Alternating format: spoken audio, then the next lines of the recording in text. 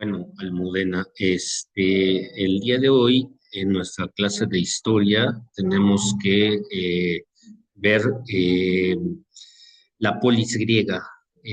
Vamos a explorar la estructura política y social de las ciudades-estado en la antigua Grecia. Es nuestro primer tema de historia universal y que, como viste en el encuadre de la materia, nos toca ver, ¿vale? Vamos a ver el escenario geográfico. Este es más o menos el escenario geográfico que tenemos en ese momento de la historia.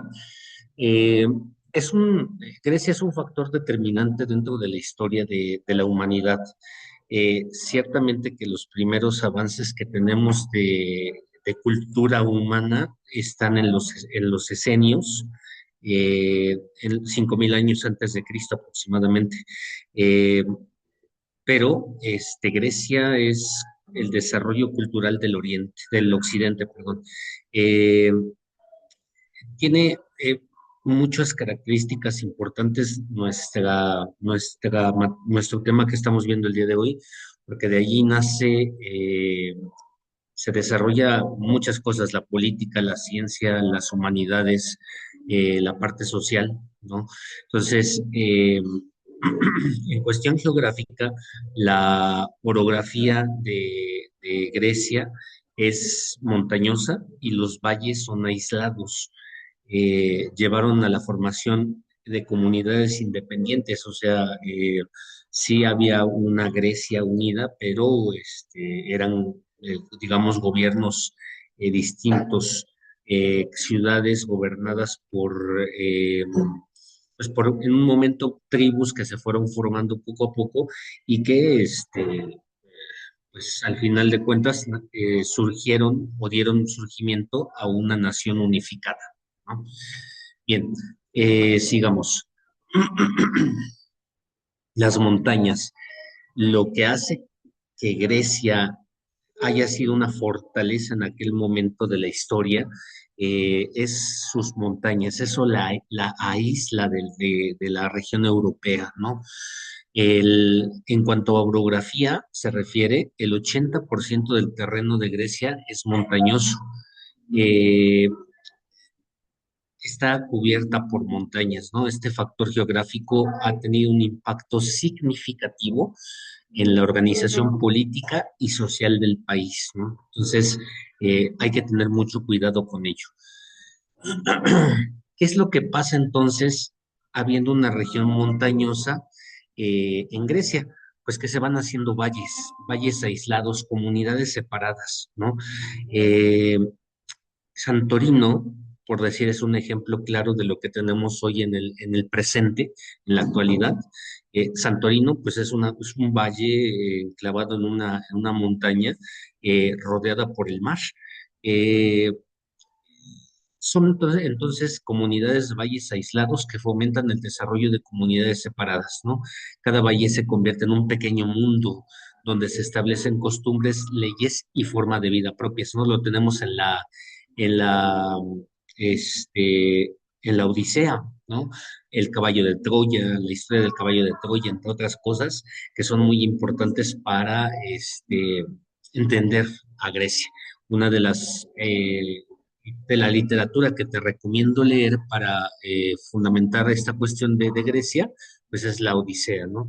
La mayor epopeya que existe para entender Grecia, para entender el gobierno de Grecia. Por lo tanto, ¿qué pasa? Al haber tantas, tantos valles, tantas pequeñas comunidades, no hubo nación griega, sino cientos de estados rivales, ¿no? Como resultado del aislamiento geográfico, no existió una única nación griega, sino que se formaron cientos de estados independientes, cada uno con su propio gobierno y cultura. Eh, Ahora vamos a ver, ya vimos las montañas, ahora vamos a ver el mar Egeo, que es muy, muy importante para la conformación de la historia de Grecia, ¿no? Talasocracia, es decir, dominio del mar. La talasocracia se refiere al dominio marítimo de las ciudades-estado griegas, que les permitió expandir su influencia y comerciar con otras culturas. Las rutas marítimas facilitaron un intercambio constante de bienes, ideas y cultura entre las polis, ¿no? Entonces, habrá que entender esto, la talasocracia, ¿no? Es el dominio del mar. Grecia se caracteriza por tener un dominio del mar genial para poder desarrollar su vida política y social. Eh, Proximidad estratégica. En cuestión de guerra, el mar les ayuda muchísimo a los griegos. La proximidad del mar era crucial para las ciudades griegas, ya que ninguna de ellas estaba a más de 80 kilómetros de la costa. Esta cercanía le permitió desarrollar una economía basada en el gobierno y una cultura abierta al intercambio.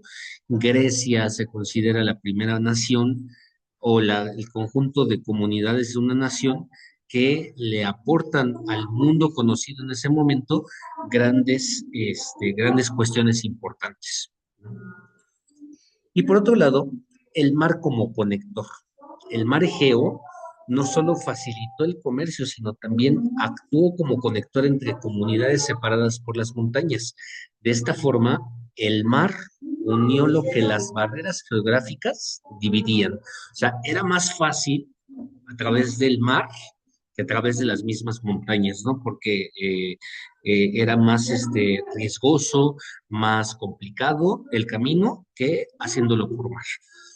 Eh, y bueno, el mar fomenta una identidad cultural compartida entre las polis, entre las ciudades. Cada vez que tú escuches el término polis, es ciudades, ¿no?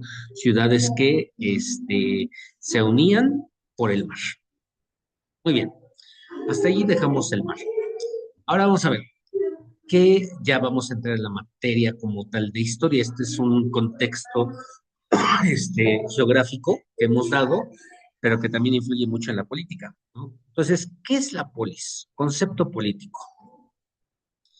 La polis no se limita a ser una simple ciudad-estado, es una comunidad política donde el ciudadano es el núcleo. Aristóteles define al hombre como un son político, un ser político, resaltando que la verdadera esencia de la polis radica en la interacción y en la participación de sus ciudadanos. Cuidado con esto, porque esto es muy, muy importante para entender el terreno griego, ¿no? La verdadera esencia de la polis radica en la interacción y participación de sus ciudadanos.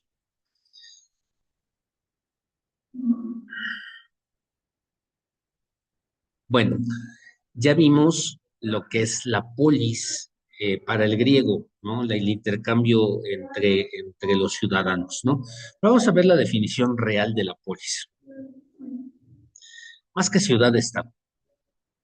La polis no debe de ser entendida solamente como una ciudad-estado, ya que representa una comunidad de ciudadanos, de seres vivos que comparten un propósito común. Este concepto va más allá de la geografía y de la arquitectura, ¿sale? Mientras que hayan seres vivos reunidos e intercambiando ideas y pensamientos, hay una polis, hay una ciudad-estado, ¿sale? Aristóteles, como hemos dicho, habla sobre, en su pensamiento, habla sobre el son político. Aristóteles define al ser humano como un son politicón, como un ser político, enfatizando la naturaleza social y política del hombre. El hombre por sí mismo es social y político. Esta idea subraya que los individuos solo alcanzan la plenitud en la vida política y en la comunitaria. ¿Sale? O sea, un hombre llega a ser ciudadano y por la vida comunitaria. Para Aristóteles, claro está.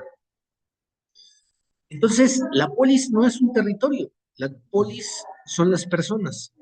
La polis se define por su ciudadanía activa. Las personas son el núcleo de la polis. Sin su participación y sin su colaboración, la estructura política pierde su significado. ¿no? Se va todo por completo al caño, por así decirlo, perdón la expresión. Muy bien, vamos a ver entonces el origen de los griegos. Y el origen de los griegos es el cinecismo, ¿no? El cinecismo. El cinecismo es la unificación de las comunidades que te decía anteriormente, ¿no? El término cinecismo se refiere al proceso de unificación de las pequeñas comunidades y aldeas en una sola nación, Grecia.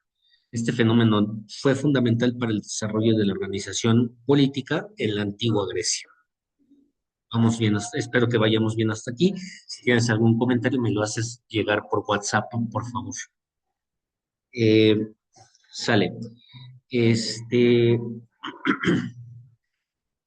cada polis tenía su estilo de gobierno y y con esta unificación de la nación, la unión de aldeas y clanes permitió la creación de una asamblea central que fortaleció la gobernanza y la cohesión social de la polis. Este cambio marcó un avance significativo hacia lo que los griegos eh, fundamentaron para el mundo, que es la democracia. ¿Quién es el autor primordial de esta unificación? Un hombre que se llama Teseo y la unificación de Ática. Un importante ejemplo de cinecismo es la figura de Teseo, quien según la mitología griega unificó a Ática, juntando varias aldeas en una sola polis, lo que sentó las bases de la futura Atenas. Teseo y la unificación de Ática. ¿Cuáles eran los tres ideales de esta unificación? La primera es el término griego eleutería, que quiere decir la libertad de los ciudadanos. Entonces, eso es el gran ideal de la Grecia antigua, la eleuteria, el que todos sean libres, ¿no? La libertad como clave. Otra de los ideales de la nación griega es la autonomía, las leyes propias. Eh, que no solo fueran leyes chiquitas, ¿no? Sino que fueran leyes propias, que tuvieran capacidad de autonomía, ¿no? Y la autarquía, es decir, la autosuficiencia económica, ¿no? Son los tres pilares, son los tres ideales en los que se basa la nación griega o esta unificación griega que pues estamos analizando, ¿no? Bien, pasemos a lo siguiente. Estructura de la polis, anatomía de la polis. La polis griega se compone de dos elementos fundamentales, asti y shora. El asti es el núcleo urbano, amurallado y lleno de vida, mientras que la shora representa la zona rural que sustenta a la ciudad con sus campos de cultivo y sus recursos.